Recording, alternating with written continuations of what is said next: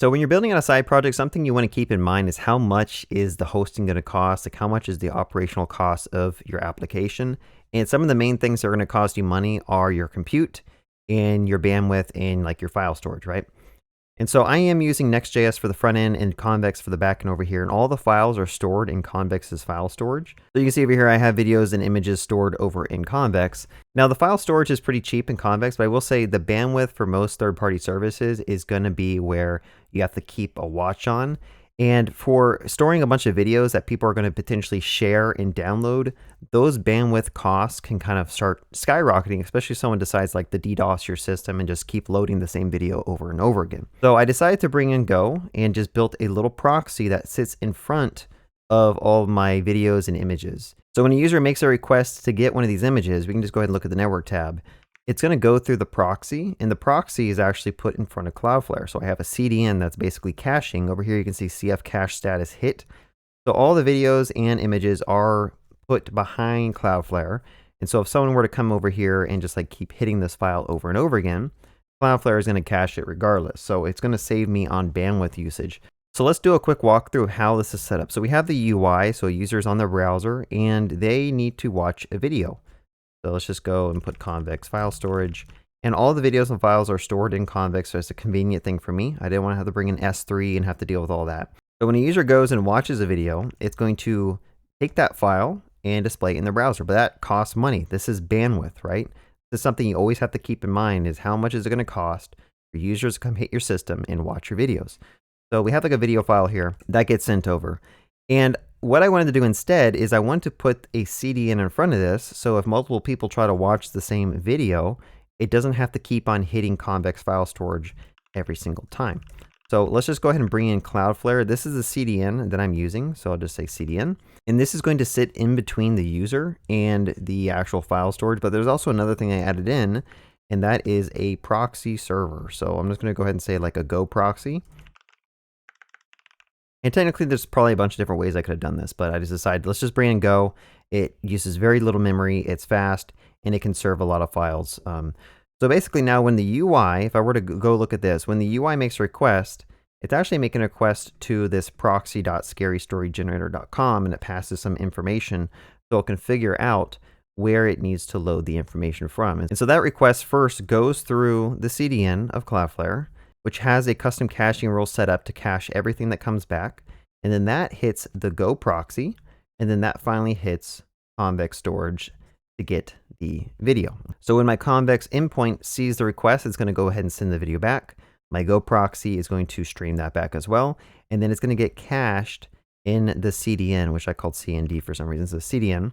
And then later, if another user comes along and makes another request for that same video, it's actually going to be requested here. So I don't get any bandwidth charges. I don't get any requests to the proxy at this point. I'm caching it in Cloudflare CDN for 7 days, which reduces the bandwidth and the usage behind the scenes. And this is a very useful thing you need to understand. Like this isn't just Convex specific. This is just at any point you want to cache a bunch of things that users may be watching or viewing or loading. It's good to put it in front of CDN because typically a CDN has the lowest cost and bandwidth. And Cloudflare is basically free until you use too much bandwidth and they decide they want to shut your app down unless you upgrade to an enterprise plan. But for the most part, for a side project, I don't think they're going to do that to you.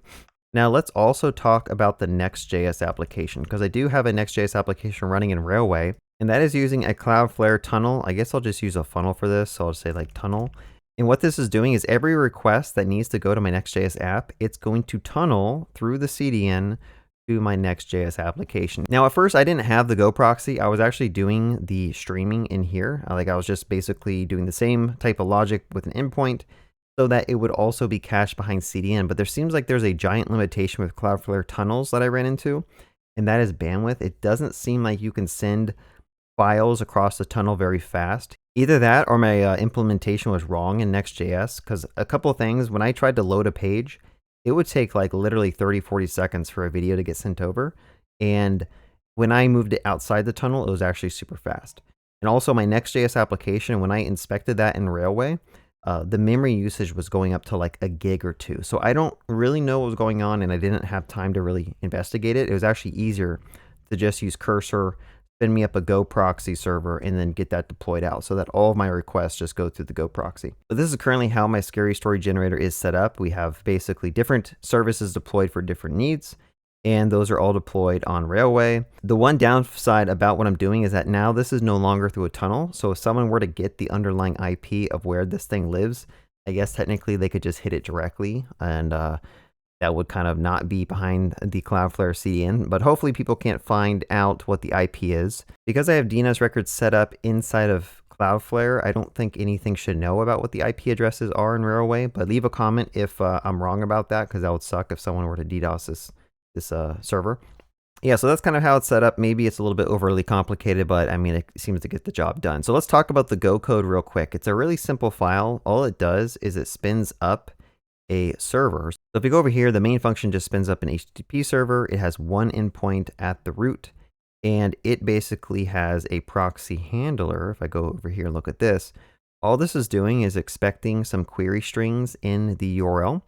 And if the query strings are passed in, it does a request to a upstream convex URL. And so we use this function to get a different ID for the actual file. So inside of convex, there's like a public ID, and then there's like a storage ID. The storage ID everyone can know about, and that's what I store in all my data models.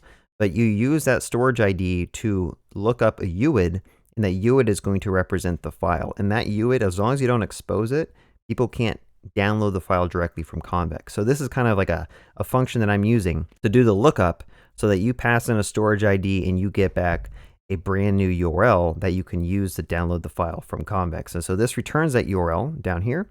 And we basically use that URL to make a request on behalf of the user inside the proxy to get the file. And then we basically stream it back down or send it back down.